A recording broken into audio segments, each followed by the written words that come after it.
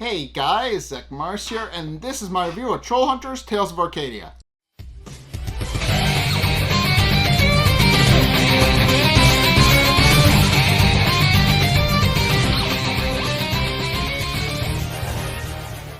Okay, so this episode, The Exorcism of Claire Nunez, is essentially just continuing the fact that Claire has been possessed by Morgana. And of course, that's how the episode starts, with Claire being tied to a chair, and, well, more specifically, chained to a chair, but, and of course, Morgana in Claire's body is not having any of it. She is very insistent that, insistent that they let her go, obviously using her magic to try and scare him, pointing out that they are face to face with the most powerful sorceress in history, and that they don't stand a chance against her. And of course, it is at this point where Blinky immediately comes in. Of course, Toby is panicking because he doesn't really understand what's going on and doesn't know how to handle Morgana. But ultimately, Blinky eventually comes in and uses the Horngazzle to make it so that Morgana can't use her abilities on the chains anymore. Effectively, it locks them in place so that her magic doesn't work. And of course, having gotten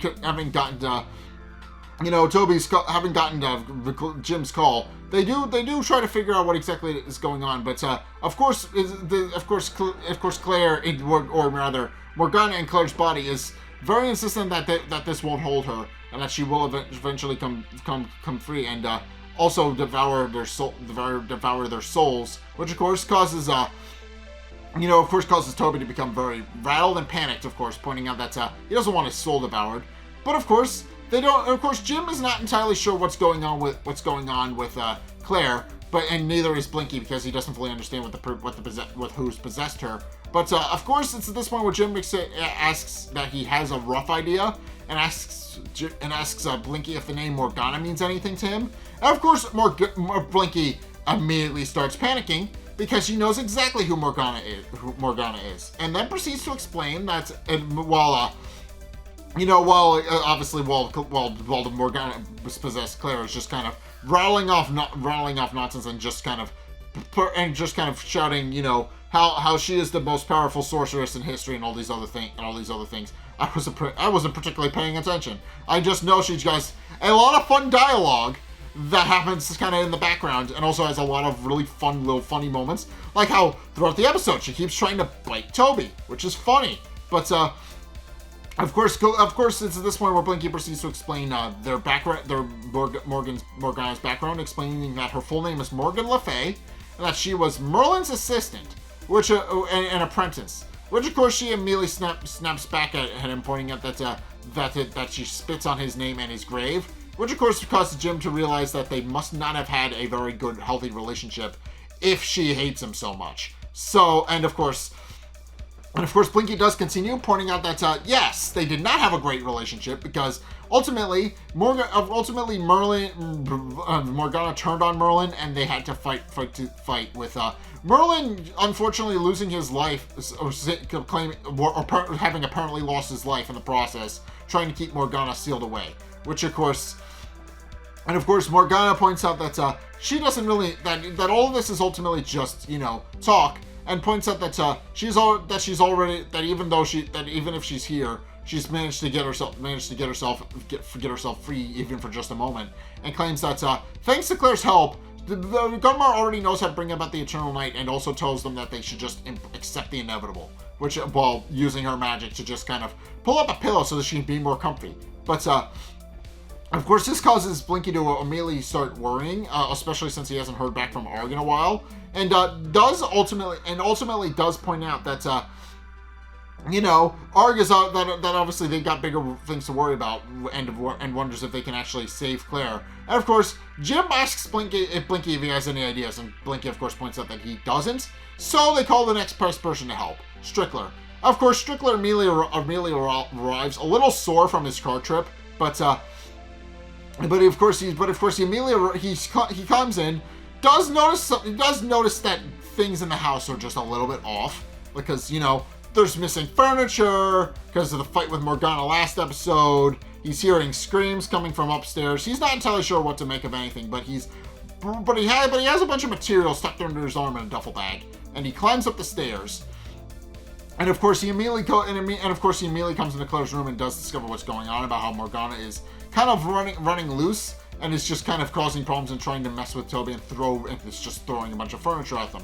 And of course, this immediately causes Blinky is of course a little annoyed to see Strickler, but Strickler points out that he came as soon as he asked, and also pulls out a strange skull which neutralizes Morgana's magic temporarily. She's unable to use her magic while it's out.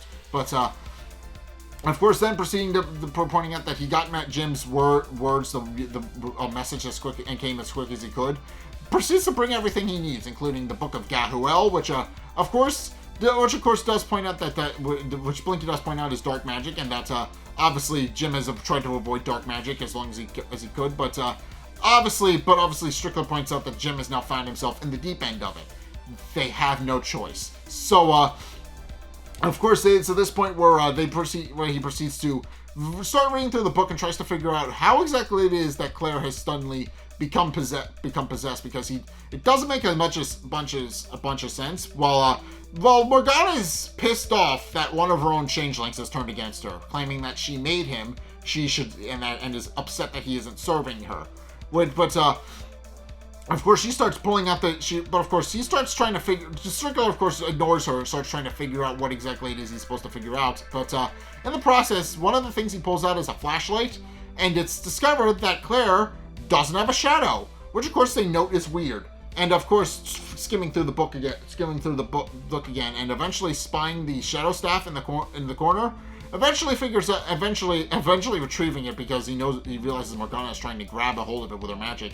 Quickly discovers that Morgana must have banished Claire to the Shadow Realm, which of course she proceeds to explain, and of course explains that the reason Morgana isn't casting a shadow is because she herself is a shadow. She doesn't cast one. So, and of course realizing that the real Claire is likely buried somewhere deep in the Shadow Realm where she's not easy to find. Does point out that he does have a plan for them to rescue Claire. Is that he will use the Shadow Staff to open a portal into the Shadow Realm, whereas Jim and Toby will go inside to go and find her. And of course, does wonder if Jim has what they need, has gathered everything they. But of course, he does wonder if Jim has gathered everything he needs from when he talked with him. And of course, Jim immediately pulls out, all the things the main thing they need, which is the emotional anchor, which is, the snoozy snooze, the little stuffed bunny that both Claire and Enrique have loved since they were children, and also Enrique as well, since it's his bunny now. But of course, Jim with the emotional anchor. Essentially what happens is Strickler explains the spells that they need to learn, about how they have a spell to navigate to Claire and a spell to pull them out, and that's ultimately it's the same spell, but the second spell is in reverse. So he proceeds to explain the pronunciation to them, and satisfied that they are going to be able to rescue Claire, even though Blinky points out that this is very problematic, pointing out that they could very well be sending Jim and Toby to their doom. Of course, Strickler points out that they just have to have faith, and of course, he has faith in Jim and Toby, not necessarily in Strickler. But ultimately, Strickler uses the staff to open a portal. Although he's not adept at magic, so it takes a lot of concentration, and also takes a couple of minutes for him to open a portal. Which, of course, Toby does point out Claire made look very easy. But ultimately, with the emotional anchor in hand, they immediately go into the Shadow Realm, which is, of course, we've seen it briefly, but it was shown in a lot more detail here as this big, massive void of, I guess a meteor, an asteroid belt, essentially. It's this massive pocket dimension full of floating rocks and debris and a bunch of other stuff, which of course. And of course, Jim and Toby, Jim goes in. Toby immediately starts panicking because he doesn't know what to expect. But ultimately, they proceed to retrieve. He proceeds to calm Toby down once he realizes Toby isn't breathing. And Toby points out that this is nuts and he doesn't know where they are. But does point out that ultimately what they need to do is hold on to Susie Suze. She will take them where they need to go. At which point, Jim has Toby hold on to the stuffed rabbit, and does recite the incantation. And Snoozy Snooze initially doesn't do anything, but after a couple of seconds of delay, the rabbit creepily stares at them for a little bit. Its head spins 180 degrees around, and then it pulls them in the general direction of Claire, which is in the dimension is revealed to be this giant facsimile of her house, which of course Toby points out is very weird and wonders what this is doing there. And of course, realizing they have no other choice but to go inside and look for Claire, they immediately get ready to climb inside. Meanwhile, Gunmar is going on a bit of a side adventure of his own. He has since captured Arg, and it is dragging him along by a series of chains. And of course, we find out that obviously, the possessed Drawl is with them as well. But of course, having since learned Gunmar's plan, he does point out that Merlin is dead and the Staff of Avalon is lost. There's no way they're finding it. But of course, he proceeds to explain that. But of course, Gunmar points out that what can be lost can easily be recovered. There are not, and that there are definitely ways of finding it. But they just need to work diligently, and that Morgana has a plan, which of course causes. And of course, then proceeds to point out that Arg should be grateful, pointing out that he gets to serve his warlord one last time, which of course Arg is not. But meanwhile, we find out that since sending them into the Shadow Realm, we quickly find out that's obviously Morgana is trying to bargain with them to try and get them to let go of the staff and leave Jim and Toby to their fates, which of course isn't working quite as well. Of course, like Blinky initially, he eventually gets sick of Morgana's ramblings, so he leaves to go find a gag because he's frustrated with the fact that she's constantly just mouthing off and taunting them. So but of course, with the second Blinky tries to leave, Morgana then proceeds to try and plead with Strickler, and proceeds to start making a Faustian bargain with him. Of course, Strickler is trying to concentrate in the portal and points out that he's not really interested in what she has to say. Of course, she proceeds to try and point out that he knows what's in his heart about how he seeks ambition and power, and that he is obviously not really. He's not really looking into that anymore. Pointing out that he knows that Shanklings are unequal, but he's not particularly seeking power anymore. He's since moved on from that. But of course, she does realize that there is something else that he wants, Barbara. At which point, she shifts Claire's body into a facsimile of Barbara, and tries to plead with him in order to get him to drop the staff and leave them to their fates. But of course, pointing out that if she does, she'll give him the heart of the one he loves. But and of course, to make sure that Blinky doesn't interrupt them, Blinky of course hears this conversation, but of course Morgana immediately slams the door closed, covers in furniture, and points out it's just the two of them and that they can talk like adults. But of course, Strickler is trying very desperately not to listen to Morgana. But of course we find out that Jim and Toby are currently exploring the facsimile of Claire's house, and pointing out that it's like a bizarre version of their house. I'm not entirely sure what to make of it. Toby immediately goes in the TV room and after confirming that the lights don't work, and turns on the TV to discover that it's full of Claire's memories, which of course causes him to become extremely weirded out. And he immediately points out that he's not entirely sure where they need to find Claire and hurry up and get out of there. But of course, they quickly start hearing Claire muttering to herself, and they also hear crying. So they immediately go upstairs to wonder if Claire might be upstairs. And they hear Enrique, but they don't see Enrique.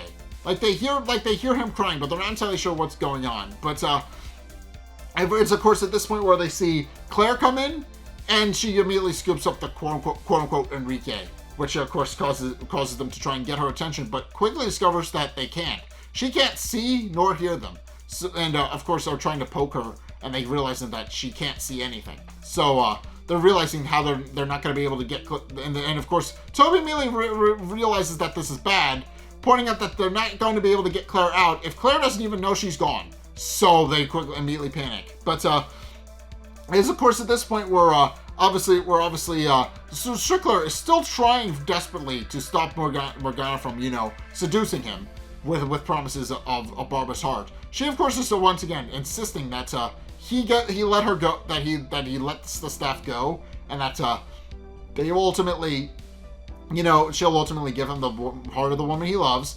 And Strickler is of course being very strong, which he points out that he knows it's not right to do what Morgana is offering, pointing out that he knows that stealing someone's heart is not truly his. If he steals the heart of someone who's not truly his, she will never truly love him.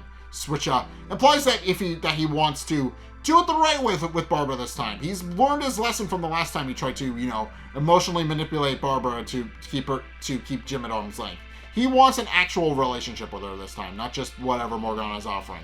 And of course, eventually, it's to this point where Blinky eventually is able to get the door open, and demands to know what Blinky is like. Strickler's on the verge of breaking. He's on the verge of listening to what Morgana has to say, but Blinky immediately comes in and snaps him out of it, and immediately points out that and immediately demands to know what sort of Faustian bargain that Strickler made. And Strickler of course insists that he didn't make one, like pointing out that he said no, which of course. It was a very hard maybe, let's be perfectly honest, but he did hold his own against Morgana and tried to and held off as long as he could. But and of course Morgana is not visibly very happy about the fact that she's been rejected. So she starts trying to point out that they should have listened to her, pointing out that they're in the presence of a god, and that they should have very well listened to what she wanted. But meanwhile, Jim and Toby are still trying to get Claire to, you know, snap out of whatever funk she's in. They're trying to figure out how to snap her out of it. And of course, Claire is of course not paying attention to them. She's currently in the process of, you know, quote unquote studying for finals, which of course is not, and obviously doing all of her homework and everything else, which of course is not actual reality. And Jim and Toby point this out, and they're trying to yell at her to wake her up, and it's obviously not working. And eventually, frustrated, Jim smacks all the books that she had just stacked onto the floor, and of course Claire immediately scoops them up, which Toby immediately realizes that she saw the books fall, which gives Jim and Toby an idea. So what they do is they grab a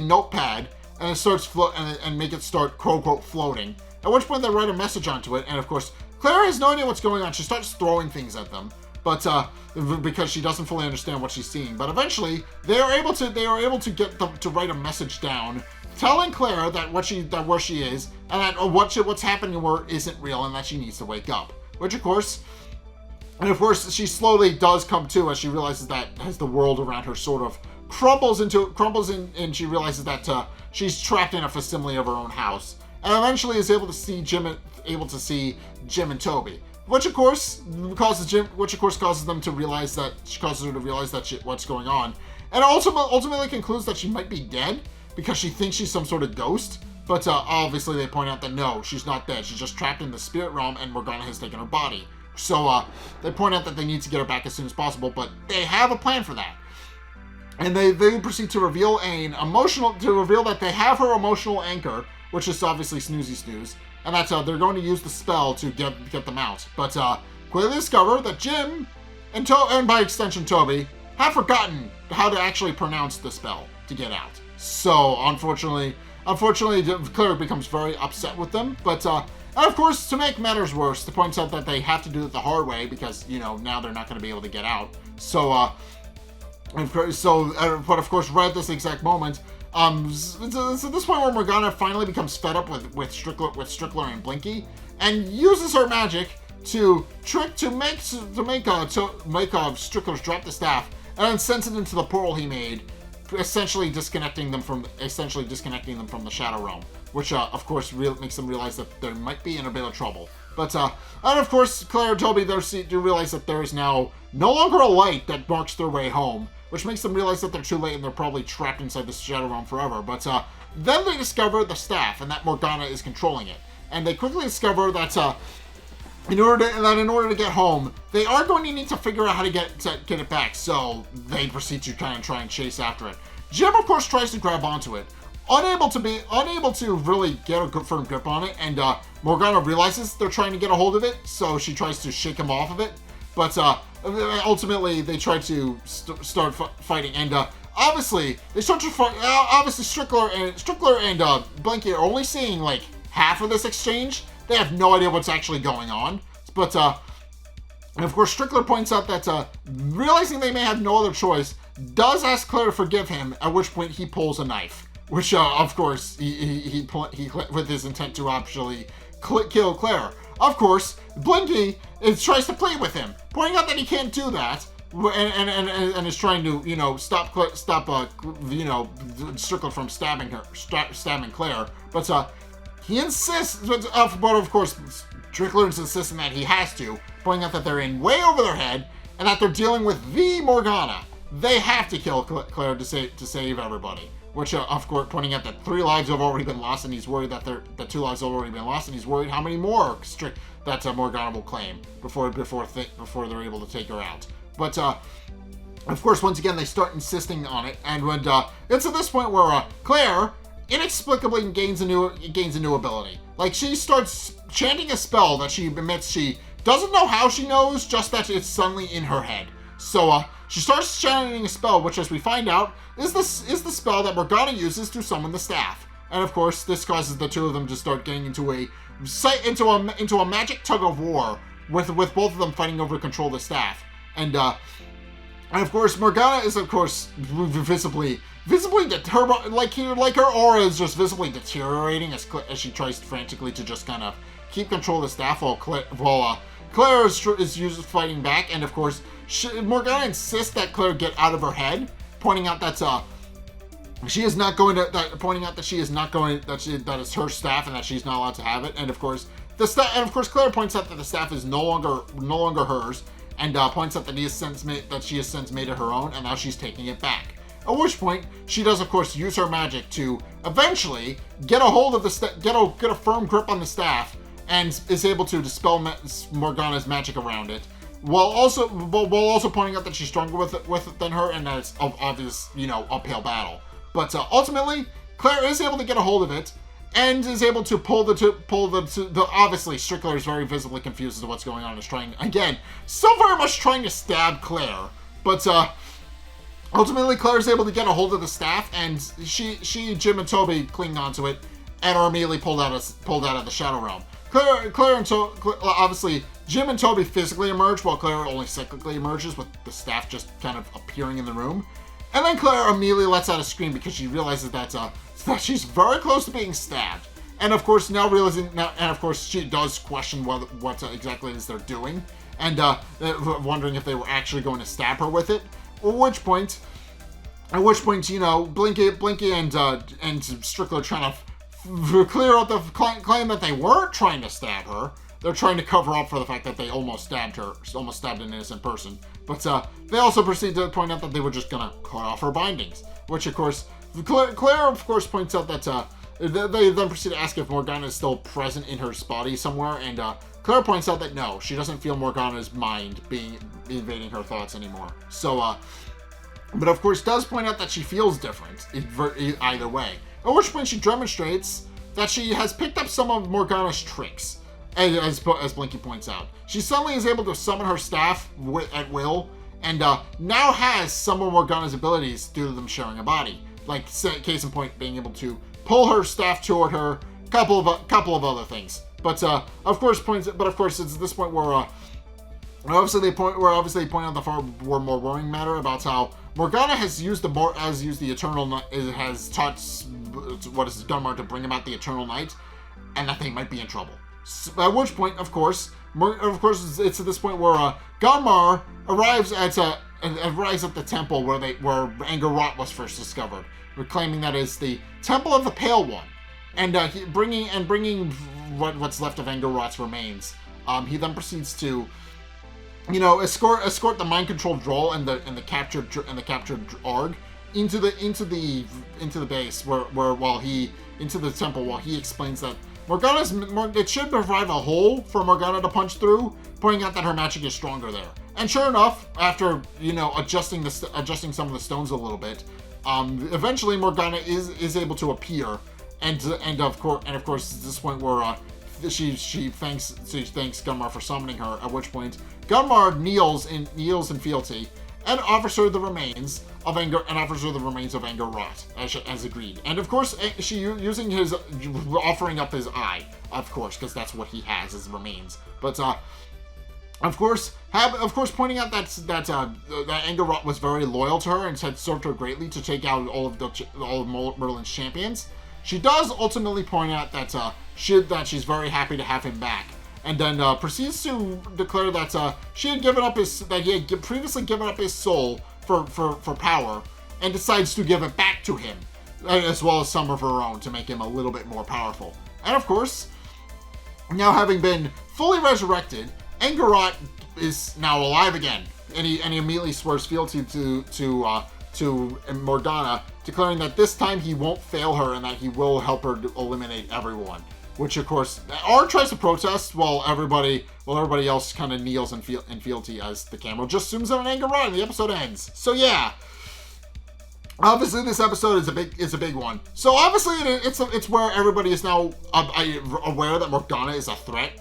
Like that was a big thing that had been building up, but now everyone is aware that Morgana is a major threat, and that just going forward they are going to have to figure out a way to deal with her, because she is going to be the final antagonist of Trollhunters. Like that is her established role now. Like she is obviously a far bigger threat than Gunmar, because she's obviously a lot more powerful. But of course, this also points out that this episode does kind of demonstrate Claire gets new abilities because Morgana inhabited her body for a bit, which is a cool idea. And I am curious, and it does mean that obviously Claire going down the road is going to be a far more powerful wizard. She is far more magically attuned now because of what Morgana did. Obviously unintentionally, but because of what Morgana did, she's a lot more powerful. And obviously this episode just kind of sets up that Anger Rot is back. He's going to be a major antagonist. He's going to be a recurring antagonist going forward. So yeah, and then but I should mention, Anger Rot's story, while he may be coming back as his antagonist, his story is going to be far more interesting. We'll get into that. But his story, how his story ends is going to be far more interesting. We're gonna get to that. But yeah, it is a fun episode, and I enjoyed it. But in case, thank you guys so much for watching. If you enjoyed, be sure to like, comment, and subscribe. Also, be sure to follow me on Twitter in the description below for updates and other things. I also retweet art and a bunch of other stuff, so please go check that out. Be sure to go check out my Discord. Link is down in the description. We do watch along sometimes over there, and also just in general hang out. So if you want to do that, go by all means. Link is again down in the description. Please go do that. And also be sure and go and check out my Go check out my Twitch. We stream Saturdays and Sundays. I would appreciate it if you were to do that, especially since watching the streams over on Twitch, on the Twitch side, helps me get closer to affiliate, which enables me to maybe do this full time at some point. And be sure to go check out my Patreon as well for a similar effect. Following my Patreon helps me kind of make regular money from this. So if you want to help support me, by all means, go do that. Again, link is down in the description. It does very much help me out. I would appreciate it if you were to go and do that. Please go. Again, it very much helps me out, so I'd appreciate it if you were to. Be sure to go and check out my my videos linked in the end screen as well if you want to see more content from me. The top video is the most recent video. It may or may not be this video. Whereas the bottom video is the video recommended to you based on what you've already seen from me. So if you want to try something new or see more of what you like, then be sure to check both those videos out. But either way, in any case, thank you guys so much for watching. As next time, I will see you guys in the next video. Peace.